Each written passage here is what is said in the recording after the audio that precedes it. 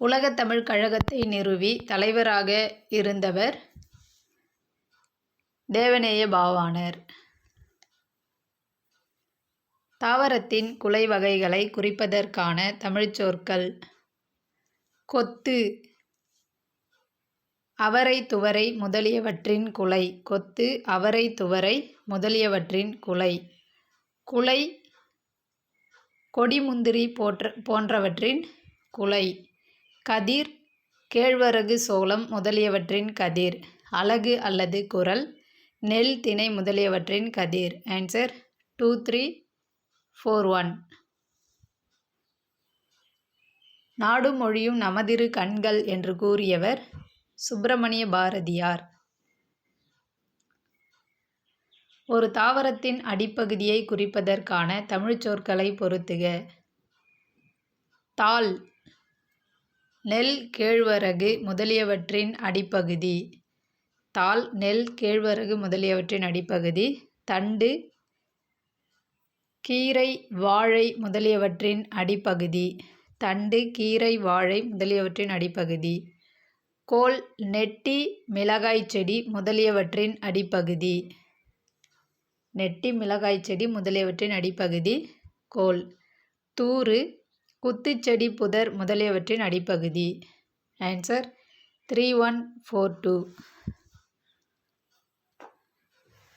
மொழி ஞாயிறு என்று அழைக்கப்படுபவர் தேவநேய பாவாணர். காற்றிலா என்னும் நூல் தமிழ் மொழியில் எந்த ஆண்டு மொழிபெயர்க்கப்பட்டது? 1554ஆம் ஆண்டு. பழங்களின் மேல் பகுதிக்கு வழங்கும் சொற்களை பொறுத்துக. தொலி, மிக மெல்லியது. தோல், திண்ணமானது. தோடு, வன்மையானது.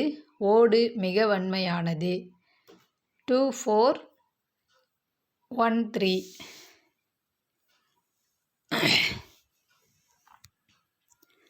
ஒரு தாவரத்தின் கிளைப்பிரிவுகளுக்கு வழங்கும் சொற்களை பொறுத்துக.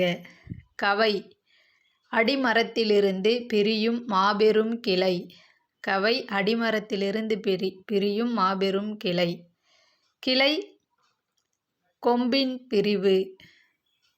சினை, கிளையின் பிரிவு. போத்து, சினையின் பிரிவு. ஆன்சர் 3, 4, 1, 2. சொல்லாய்வு கட்டுரைகள் என்னும் நூலை எழுதியவர்? சொல்லாய்வு கட்டுரைகள் தேவநேய பாவாணர்.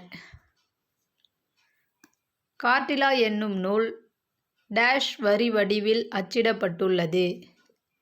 ரோமன் வரி வடிவில் அச்சிடப்பட்டுள்ளது. திருச்சிராப்பள்ளிக்கு அருகில் அமைந்துள்ள அல்லூரில் திருவள்ளுவர் தவச்சாலையை அமைத்தவர் இளங்குமரனார். தமிழ்நாட்டு நெல்லில் எத்தனை உள்வகைகள் உள்ளன? 60 உள்வகைகள் உள்ளன.